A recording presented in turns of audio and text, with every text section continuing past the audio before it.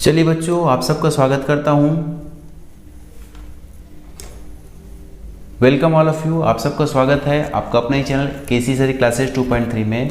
नवोदय प्रवेश परीक्षा होनी है अप्रैल माह में। उसके लिए आपका जो सेक्शन अंकगणित है वो आप 20 नंबर पे ही आप चुकेंगे, है ना। बाकी तो आपका आसानी से बन जाता है।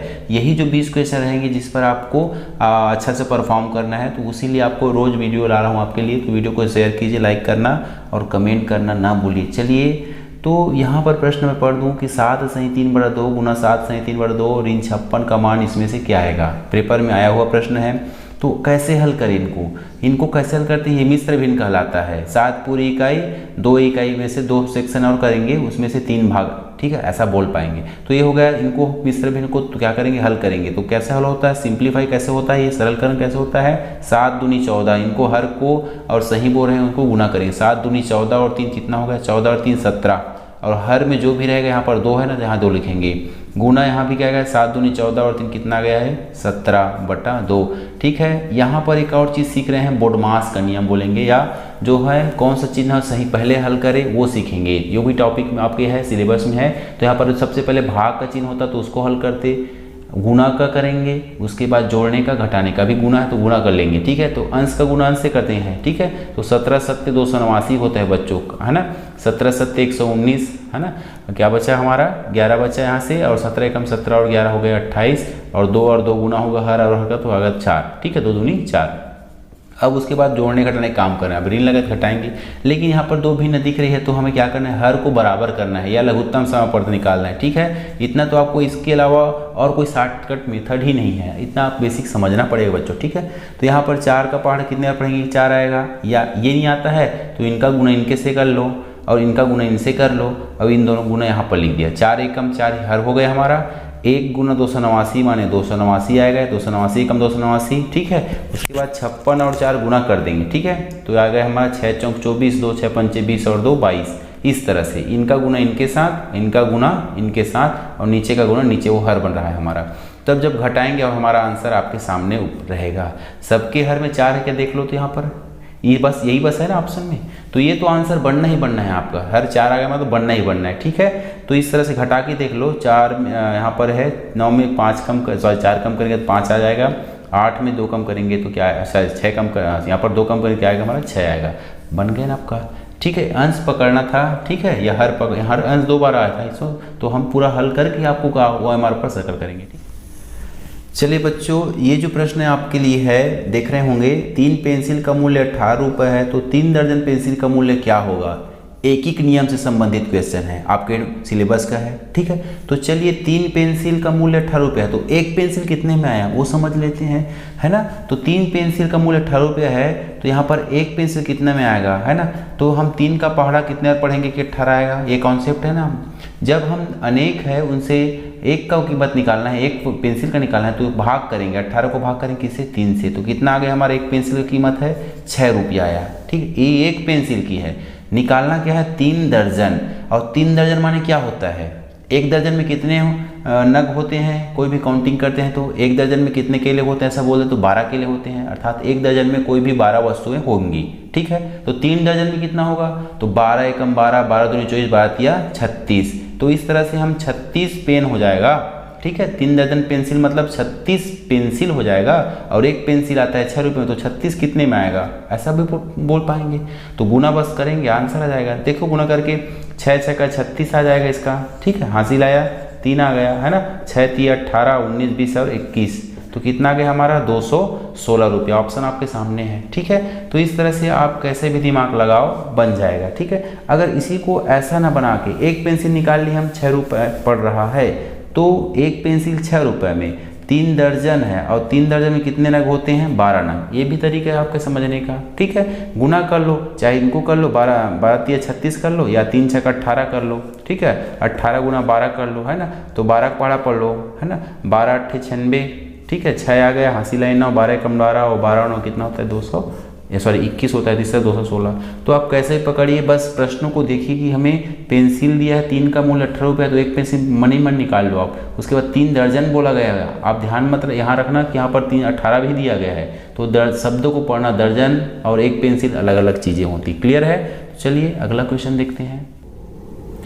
चलिए बच्चों, पहले दूसरे क्वेश्चन का रिपीटेशन है लेकिन थोड़ा अलग है। कैसे? 3 पेंसिल 20 रुपए में आता है तो 6 दर्जन पेंसिल कितने में आएगा? वीडियो पॉज करके इसका कमेंट मुझे करिए आंसर का, ठीक है। चलिए अब हम बना के भी देख लेते हैं कैसे बनेगा। चूँकि इसमें कहा गया है कि 20 रुपए में आता है, कितनी पेंसिल आता है? 3 पेंसिल आता है, ठीक है। तो एक पेंसिल कितने में आएगा? तो 3 से भाग करेंगे, 20 तो पूरी तरह भाग नहीं जाता है। तो यहाँ पर हम क्या करेंगे, इसको इस तरह हम लिख देंगे 20/3, वो हमारा एक पेंसिल का कीमत होगा। अब हमको इसी में कितना निकालना है? एक पेंसिल मान लो यही है आपका कीमत, ठीक है, यही है। अब 6 दर्जन निकालना है आपको, ठीक है बच्चों। 6 दर्जन मतलब कितना? गुना 6 कर लो और गुना 1 दर्जन में कितना होता है? 12 नग होता है। ये भी तरीका आपको बताया हूँ। अब इनको सरल बस करिए आप। 3 के पहाड़ा में 1 बार में, ठीक है, 3 के पहाड़ा में 2 बार में 6 आ जाता है। हमारे पास क्या बचा? 20 गुना 2 गुना 12 बचा है ना। इनको सरल करो, ये भी तो आपको सीखना है ना।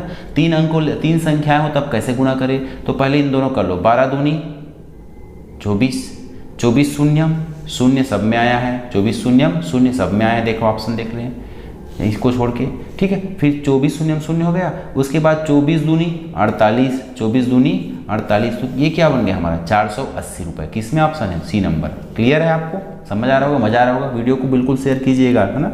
जब तक आप शेयर नहीं करेंगे, लाइक नहीं करेंगे, तब तक आपको ऐसे वीडियो को नोटिफिकेशन नहीं मिलने वाला है। तो प्लीज़ इसको शेयर करिएगा। चलिए बढ़ते हैं अगला टॉपिक से अगला क्वेश्चन की ओर।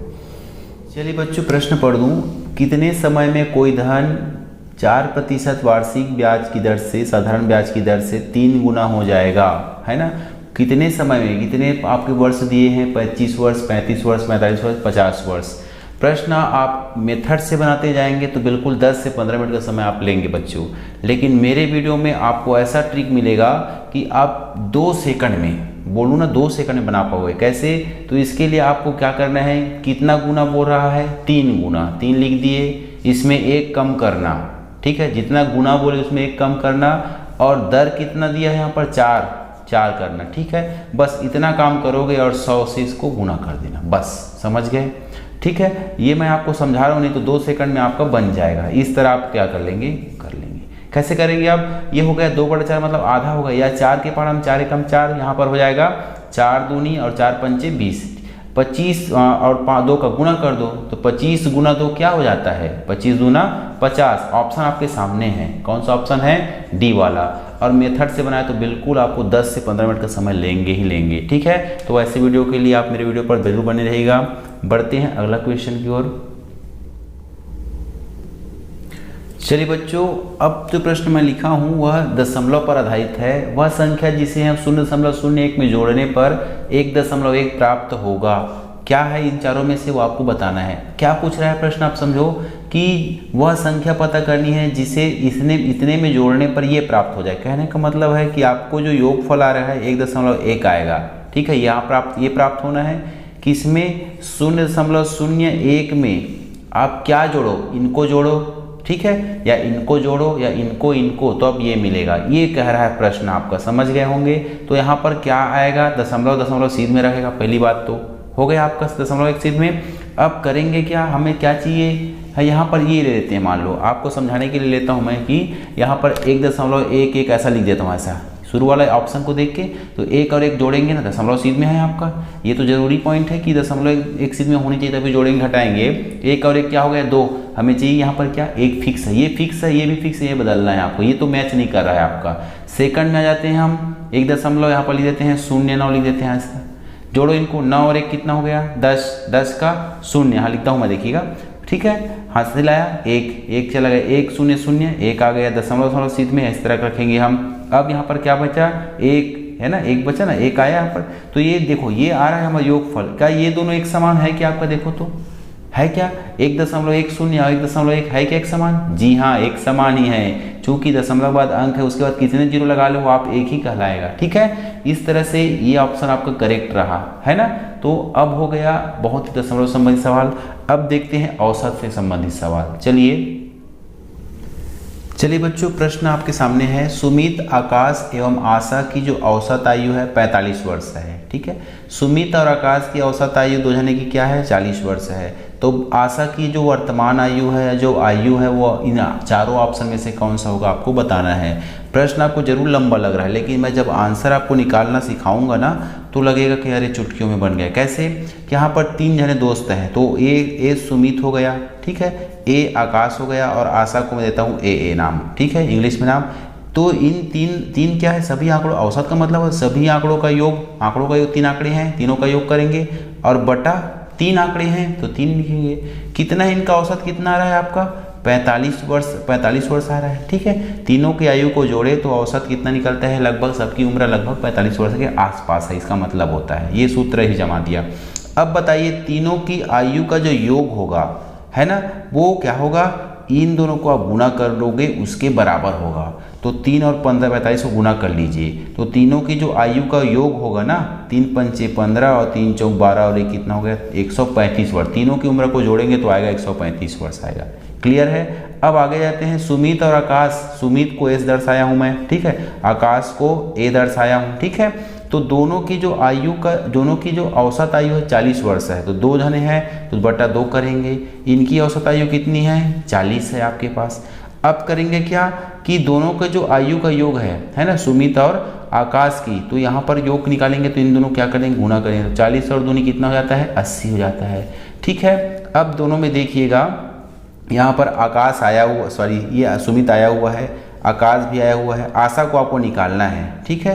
तो तीनों का उम्र 135 वर्ष है, ये दोनों का उम्र क्या हो गया हमारा 80 वर्ष। तो बच गया वो कौन सा उम्र कहलाएगा हमारा, आशा का उम्र कहलाएगा। तो घटा दो दोनों को, तो 5 में 0 घटाएंगे तो 5 आ गया, 3 में 8 नहीं घटेगा, 13 में 8 घटाएंगे तो कितना गया 5। अर्थात केवल आशा की उम्र कितनी फिक्स है 55 वर्ष। आपके सामने विकल्प नंबर डी सर्कल करना है, ठीक है। प्रश्न अच्छा बड़ा है, लेकिन बनाना आप सीखेंगे तो चुटकियों में बना पाएंगे, ठीक है। चलिए एक क्वेश्चन महत्वपूर्ण देखते हैं। चलिए बच्चों, प्रश्न आपके सामने है, रोहित किसी खेत की फसल 20 दिन में काट सकता है। मान लो ये आपका जो खेत है, इस खेत को 20 दिन में रोहित काट के फसल काट लेता है, ठीक है। 15 दिन में कितना भाग काटेगा, तो 15 दिन में पूरा काम काट लेगा क्या, नहीं काटेगा ना। 20 दिन में क्या लेता है, काट लेता है पूरा खेत को, है ना, फसल को काट लेता है। 15 दिन में कितना भाग काटेगा, मान कुछ भाग बचा रहेगा। तो आपको बनाना तो है, लेकिन मैं ट्रिक बताता हूँ आपको, है ना। चूँकि यहाँ पर आपको बना कर नहीं, ऑप्शन को क्लिक करके ही आंसर मिलना है, ठीक है। तो यहाँ पर देखेंगे क्या कि खेत की फसल को 20 दिन में काट लेता है, 20 दिन लगता है, तो 1 दिन में कितना काटता है वो, 1 दिन में काटेगा कितना 1/20 भाग। मान लो 20 भाग को हम बांट देंगे ना 20 भागों में इस खेत को, इस तरह से 1 2 3 4 5, है ना, ये हो गया, इस तरह बढ़ गया हमारा। तो 1 दिन में कितना काटता है, ये वाला भाग काट लेता है, समझ गए होंगे, ये वाला भाग काट लेता है, ठीक है। अब उसको 15 दिन काम कराते हैं, तो इसको 15 से गुना कर दो इधर भी, तो 15 दिन में कितना, तो जो भी आया है 1/20 भाग उसको भी 15 से गुना कर लोगे, ठीक है ना। तो बस हल कीजिए इसको। तो कैसे हल करेंगे, 20 और 15 का यहाँ पर महत्तम समापवर्तक, मतलब किसके पहाड़ा में 20 आता है, किसके और 15 भी आता है, तो 5 हमारे पास, 5 चौक 20, 5 दिया 15, ठीक है। तो मसा का कॉन्सेप्ट आ गया आपका, ठीक है। अब करेंगे अंश का अंश से गुना, 3 एकम 3 आ जाता है और 4 का 4 आएगा। तो कौन सा ऑप्शन आपके पास है, ऑप्शन नंबर सी करेक्ट है। तो इस तरह आप सोचेंगे, है ना। तो 15 दिन में कितना काटेगा, 4 भाग बांट देंगे इस पूरे खेत को, उसमें से 3 भाग काट लेगा, 1 भाग बचा रहेगा, 1/4 भाग क्या है वो बचा रहेगा, ठीक है। इस तरह से आपका ये है। चलिए इससे बेहतर वीडियो के साथ मिलेंगे। उम्मीद है वीडियो पसंद आया होगा, इसे शेयर कीजिएगा, पूरा वीडियो देखेंगे, एक एक चीज़ों को बारीक से सुनेंगे, तभी समझ में आने वाला है। क्लियर है। मिलते हैं ऐसे बेहतर, तब तक के लिए जय हिंद जय भारत।